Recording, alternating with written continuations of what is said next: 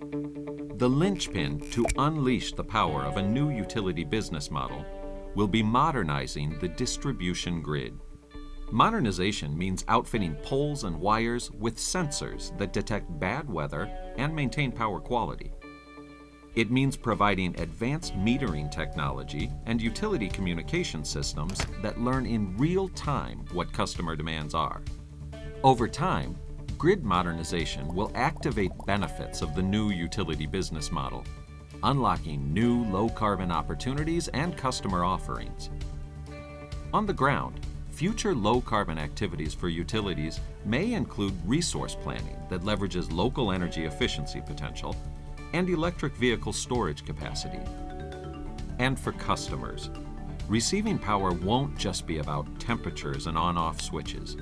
It will be about receiving power based on individual values and changing priorities, like cost, demand flexibility, and environmental impact. Challenges such as cybersecurity, technology readiness, and customer electricity market participation are vital considerations. The Center for Energy and Environment is working to help resolve these questions, and elevating a new utility business model is the critical first step.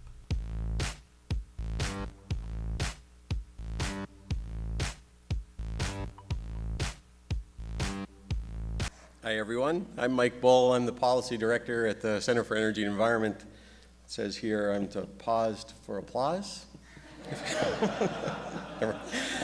I'm so glad to welcome you here tonight to our 2017 CE Policy Forum. We really appreciate you coming out and joining us this evening and think it's going to be a special event. You know, a special thanks to the CE folks who've been helped put this on tonight, Judy, Ashley, and the Emmas in particular, our IT folks in the back working on this. I love that video. I think it's just, it's jazzy. It's pretty cool. It was done primarily in-house at CEE at the artistic direction of Megan Hoy, who's been helping set up this evening's event as well. She's our outreach coordinator with voiceover from Tim Hanrahan, who's our communications guy and a media darling, obviously, in the making. I think it's really well done. My only quibble with the video is that we're not talking actually about a new utility business model. It's going to be numerous approaches for addressing the significant changes that we're all seeing in the electric industry.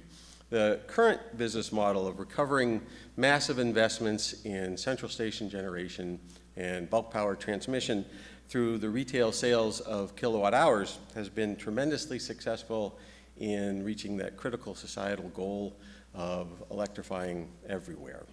Reliable, affordable service everywhere.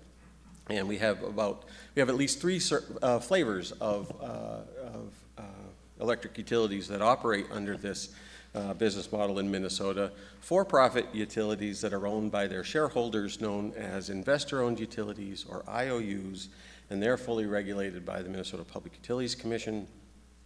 Government-owned utilities that are owned and regulated by local government units known as municipal utilities or munis, and nonprofit utilities like my utility, Steel Waseca Co-op, that are owned by the members in a cooperative association and regulated by their board of directors. These are known as rural electric associations or electric co-ops and were formed decades ago to ensure that rural America received the benefits of electrification. We're going to hear quite a bit about that tonight as we move ahead in the agenda. As the video mentions, the current utility business model is coming to strain due to undeniable dynamics that are occurring in the electric industry nationally and internationally, not just here in Minnesota. These dynamics include low to flat to sometimes declining load growth due to the increased efficiency and productivity of customer operations, increasing customer and community expectations with regard to their electric service, massive reductions, and I mean massive reductions, in the cost of wind and solar and other alternatives, to the extent that wind is now the lowest cost energy resource available to utility apart from energy efficiency. And on top of that, though, the need for all of our utilities to be making significant infrastructure investments in their systems to refresh or update aging infrastructure. We've been discussing these dynamics and developing recommendations to address them for about 3 years now in the nation-leading new utility business model project I co-direct with Rolf Nordstrom at the Great Plains Institute, known as the Minnesota E21 Initiative. Shout out to Rolf wherever he is in this. Hey, Rolf, hey, partner. And you might not know this if you don't work in this area and don't participate in national utility conversations. In other words, if you're not a nerd. But Minnesota really is home to some of the best run and most innovative utilities in the nation. Hands down, bar none. That's not homerism, that's just fact. At our last policy forum, we heard from Ben Folk, who's the Xcel CEO, about how he was planning to guide his utility to meet the industry challenges I outlined.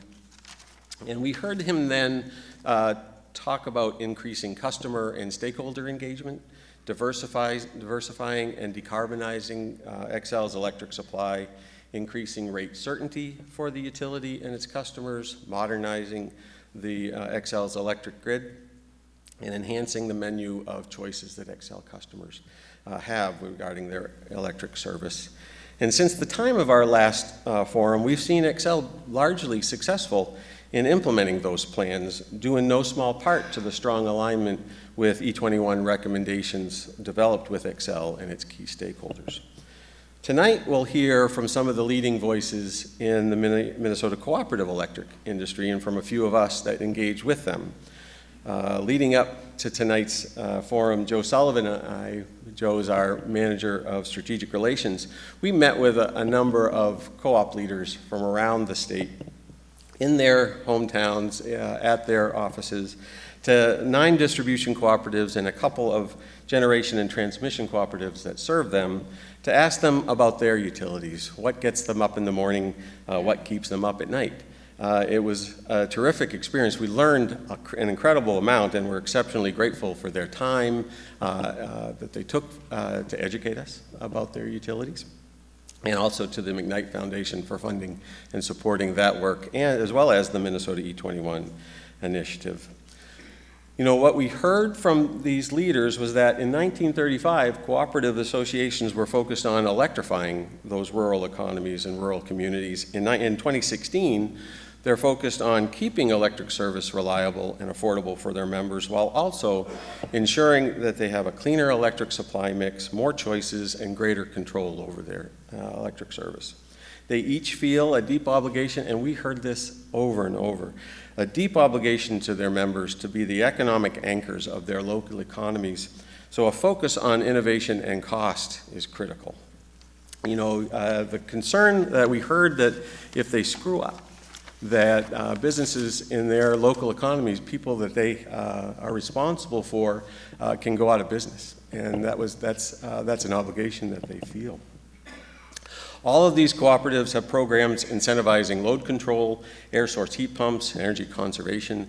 All of them reported that they are either at or close to meeting their energy efficiency goals, and more importantly, are committed to energy efficiency because their members expect it of them.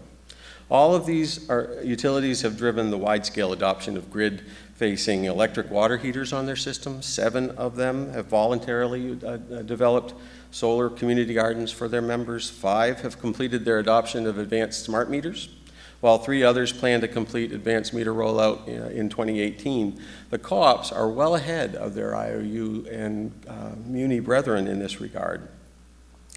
Lastly, all of them were very focused on this concept of electrifying more of the economy, capturing strategic load growth, whether that be through air source heat pumps, electric water heaters, electric vehicle transportation, or what have you.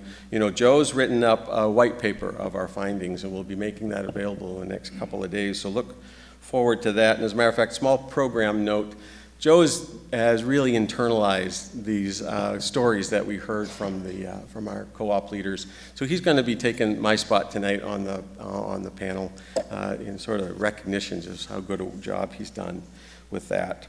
But that's enough from me.